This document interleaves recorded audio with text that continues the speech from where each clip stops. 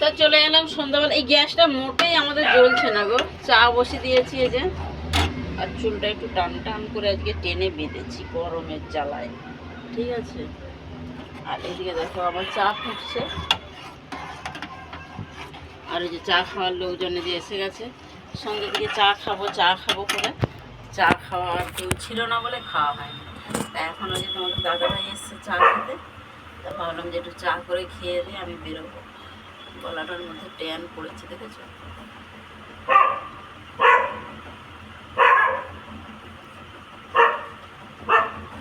আমাকে এবার পার্লারে নিয়ে যাবে?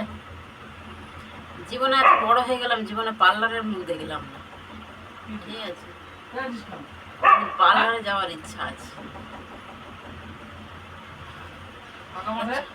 চলো, আমার চা ফুটে গেছে।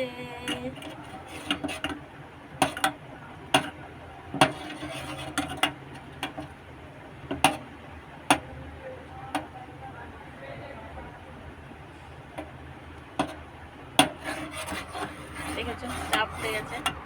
চলো চাটা ছিকে খাই, তারপরে আমি তোমাদের কাছে আসছি। Bye bye, tata.